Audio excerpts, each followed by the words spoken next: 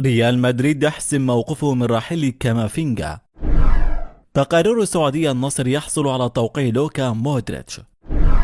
عاج ريال مدريد يوضح لجماهيره تفاصيلا جديدة بشأن صفقة بيلينغهام.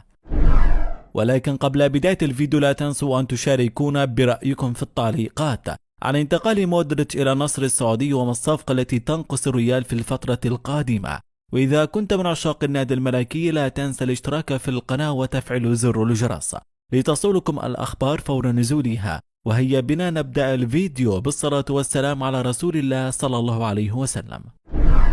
ريال مدريد يحسم موقفه من راحل كامافينجا. كشف الصحفي الإيطالي فابريزو رومانو عن آخر تطورات مستقبل إدوارد كامافينجا لاعب وسط فريق ريال مدريد الإسبانية. وقد انتشرت شائعات خلال الفترة الماضية تشير إلى أن كارلو أنشيلوتي المدير الفني للملكية لا يعتمد عليه بشكل كبير في مباريات الفريق، حيث يكون اللاعب هو التغيير الأول له في كثير من الأحيان. وكتب رومانو على تويتر: لا توجد فرصة على الإطلاق لريال مدريد لتغيير موقفه بشأن كامافينجا، حيث سيبقى كون النادي يعتبره لاعبا رئيسيا في الحاضر والمستقبل. واختتم: جميع الأطراف ترفض صفقة إعارة محتملة للاعب الوسط الفرنسي. وكشفت عدة تقارير صحفية أن أرسنال وتشيلسي يرغبان في التعاقد مع كامافينجا خلال فترة الانتقالات الشتوية الجارية على سبيل الإعارة حتى نهاية الموسم. تقارير سعودية النصر يحصل على توقيع لوكا مودريتش. أفادت مصادر سعودية أن نادي النصر السعودي حصل على توقيع الكرواتي لوكا مودريتش لاعب ريال مدريد الإسباني، وذلك من أجل تدعيم صفوفه خلال الفترة المقبلة. وبحسب ما ذكرته صحيفة اليوم السعودية فإن نادي النصر اتفق مع لوكا مودريتش بشأن انتقاله إلى العالم ومزاملة كريستيانو رونالدو الذي انضم للفريق خلال فترة الانتقالات الشتوية الجارية.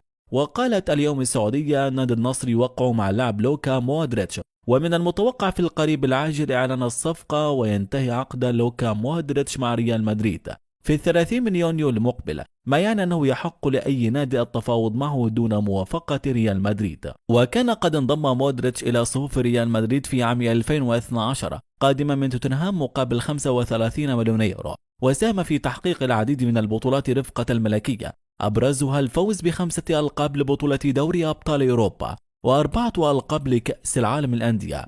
وشارك مودريتش في الموسم الحالي مع ريال مدريد في 23 مباراة، سجل خلالها 5 أهداف وصنع هدفين. عاج ريال مدريد يوضح لجماهيره تفاصيلا جديدة بشأن صفقة بيلينغهام.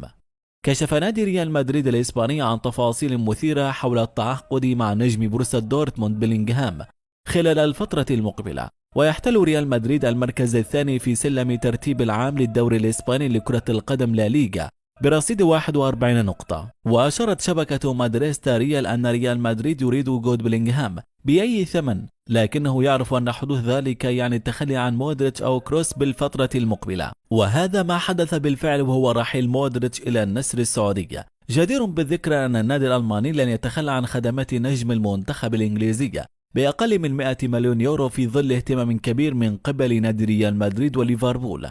وكشفت تقارير صحفية إسبانية عن دخول نادي برشلونة في مفاوضات مع لاعب ريال مدريد ماركو أسينسيو لضمه في الفترة المقبلة.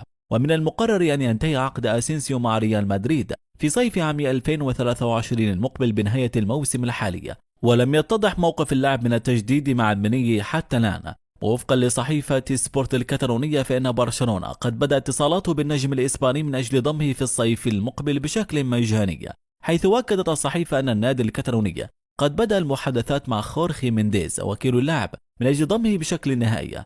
الصحيفة قالت أن النادي الكتالوني سيستغل فكرة أن اللاعب لم يتوصل إلى اتفاق مع النادي الملكي من أجل تمديد العقد لفترة أطول.